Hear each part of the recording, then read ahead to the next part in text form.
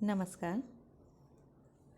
चित्रकूट में राजसभा मैथिली शरण गुप्त के महाकाव्य साकेत के 8वें सर्ग से लिया गया ये काव्यांश और इसकी व्याख्या हम लोग कर रहे हैं।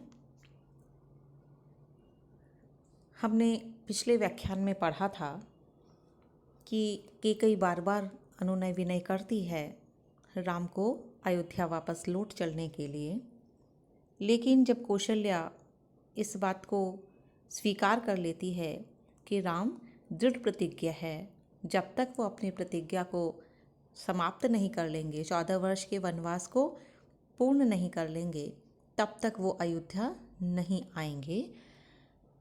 यह बात जब कौशल्या कहती है राम से, तो कैकेयी उसके बाद यह कहती है और वही हमें अपनी अगली काव्य पंक्तियों में पढ़ना है।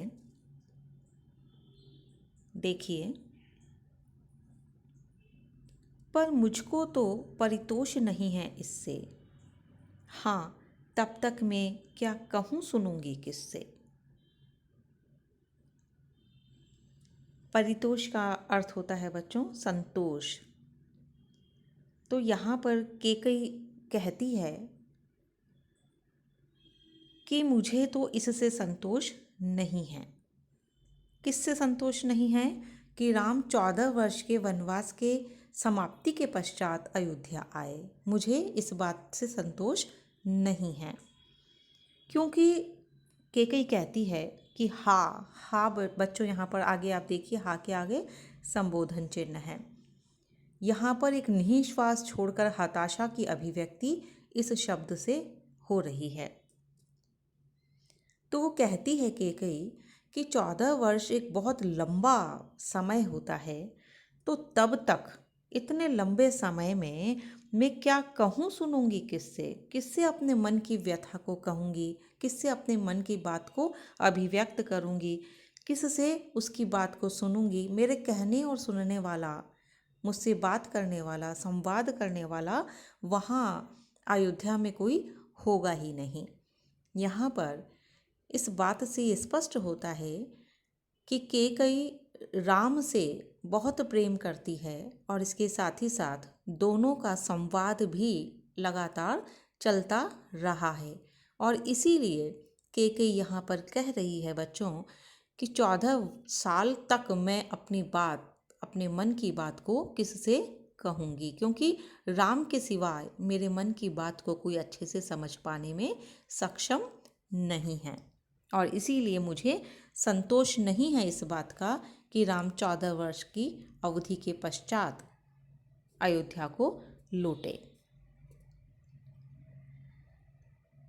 जीती है अब भी अम्ब उर्मिला बेटी, इन चरणों की चिरकाल रहूं मैं चेटी।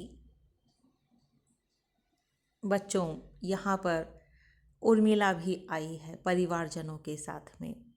उर्मिला लक्ष्मण की पत्नी है। राम और सीता के साथ में लक्ष्मण भी वन को चले आते हैं। और आपको पता है कि इन चारों ही भाइयों का विवाह कुछ ही समय पहले हुआ होता है। ये सब नवविवाहित हैं। तो ऐसे में राम को जब वनवास दिया जाता है 14 साल के लिए, तो सीता पतिव्रत धर्म का निर्वाह करके और राम के साथ चल देती हैं। लेकिन लक्ष्मण भी अपने भातृ प्रेम के वशीभूत हो करके राम और सीता के साथ 14 वर्ष के लिए वनवास को चले जाते हैं। यहाँ पर वनवास लक्ष्मण को नहीं मिलता है या सीता को नहीं दिया जाता है, लेकिन ये अपने प्रेम के वशीभूत हो करके राम का साथ देने के लिए ये भी दोनों 14 वर्ष के लिए वन को चले जाते हैं। पीछे लक्ष्मण की पत्नी उर्मिला रह जाती है अपने पति से अलग। तो बहुत बड़ा दुख जो है उसके मन में है, वो सबसे ज़्यादा दुखी है, विरह विदग्ध है, क्योंकि सीता तो फिर भी अपने पति राम के साथ थी, भले ही जंगल में थी, लेकिन दोनों साथ में थे। लेकिन यहाँ पर लक्ष्मण वन को चले जाते हैं और उर्मिला अयोध्या में पीछे छूट जाती है। तो मैथिली शरण गुप्त ने पहली बार बच्चों उर्मिला के दुख की अभिव्यक्ति की है। यह जो चरित्र है वो अभी तक हमारे हिंदी साहित्य में उपेक्षित रहा। उसके दुख को किसी ने समझा नहीं, अभिव्यक्त नहीं किया, लेकिन ऐसे ही उपेक्षित पात्रों को आवाज़ दी है, अभिव्यक्ति दी है उनके दुख की, उनके मन की बात की गुप्त जी ने साकेत में। तो ऐसा ही एक उपेक्षित पात्र उर्मिला यहाँ पर कह रही है इस काव्यांश में, जब कहती है केकई कि मैं किससे अपनी बात कहूँगी इतने लंबे समय में। तब बीच में बोलती है उर्मिला, कहती है कि जीती है अब भी अम्ब उर्मिला बेटी। अम्ब मतलब माता, हे माँ तुम्हारी उर्मिला बेटी अभी भी जिंदा है। अब व्यंजना क्या है बच्चों इसमें कि पति के वियोग को, विरह को सहन करने के बाद भी उर्मिला अभी तक भी जिंदा है, जीवित है। इन चरणों की चिरकाल रहूं मैं चेटी। चेटी का अर्थ होता है दासी। कहती है उर्मिला केकई से कि मैं आपके चरणों की हमेशा, चिरकाल मतलब अनंत काल तक दासी बनकर सेवा करूंगी। आप चिंता ना करें कि आप अयोध्या में अकेली हैं, मैं आपकी हमेशा साथ रहूंगी, आपकी सेवा करूंगी। रानी तूने तो रुला दिया पहले ही, यह कहकर कांटों पर सुला दिया पहले ही। आ मेरी सबसे अधिक दुखिनी आजा, पिस मुझसे चंदन लता मुझी पर छा जा। केकई कह रही है यहाँ पर कि हे रानी तूने तो मुझे पहले ही रुला दिया, तुम्हारा दुख वाकई बहुत ज़्यादा है और यह कह कर के तुमने मुझे कांटों पर सुला दिया। मुहावरे का प्रयोग किया है यहाँ पर कवि ने। मतलब बहुत कष्ट हुआ है, बहुत परेशानी हुई है तुम्हारी इस अवस्था को देखकर। उर्मिला की इस अवस्था को देखकर, उसके दुख को देख कर के सभी परिवारजन जो हैं बड़े ही व्यथित हो गए हैं। और इसीलिए केकई कहती है उर्मिला से कि आप मेरी सबसे अधिक दुखिनी, सबसे ज़्यादा दुखी माना है, स्वीकार किया है यहाँ पर कि वो उर्मिला है। पिस मुझसे चंदन लता मुझी पर छा जा।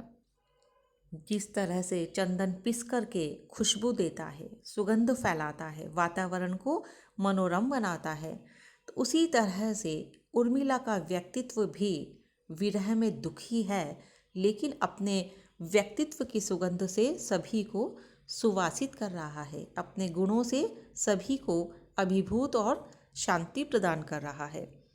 तो इसीलिए केकई कहती है कि चंदन लता के समान तू मुझ पर छा जा। एक वृक्ष के ऊपर जिस तरह से लता लिपट जाती है, उसको उसी में आश्रय मिलता है, तो उसी तरह से केकई गले लगाती है उर्मिला को और अपना आश्रय, अपना संरक्षण प्रदान करना चाहती है। हे वत्स तुम्हें वनवास दिया मैंने ही, अब उसका प्रत्याहार किया मैंने ही। वत्स कहते हैं पुत्र को। तो अब केकई संबोधित कर रही है राम को कि हे पुत्र राम, मैंने तुम्हें वनवास दिया था, लेकिन अब मैं उसका प्रत्याहार कर रही हूँ, मैं उस वचन को वापस ले रही हूँ। तो इसीलिए अब यदि तुम लौट करके अयोध्या चलते हो तो कोई समस्या या कोई परेशानी की बात मुझे नहीं लगती है। इसीलिए फिर से केकई चाहती है और बार बार ये कहती है कि तुम राम, हे राम तुम लौट करके अयोध्या को चलो। बच्चों ये काव्यांश बड़ा ही मार्मिक बन पड़ा है। उर्मिला की व्यथा को अभिव्यक्त करके, और यह प्रश्न भी परीक्षा में अक्सर पूछा जाता है कि किस तरह से उपेक्षित पात्रों को अभिव्यक्ति दी है, वाणी प्रदान की है गुप्त जी ने अपने काव्य साकेत में। तो उस दृष्टि से भी यह काव्यांश महत्वपूर्ण बन पड़ा है। और केकई के और उर्मिला के चरित्र का उद्घाटन भी हमें यहाँ पर दिखाई देता है। छठी और आठवीं पंक्ति में उपमा अलंकार का सौंदर्य है, भाषा खड़ी बोली हिंदी है और शैली संवादात्मक है। धन्यवाद।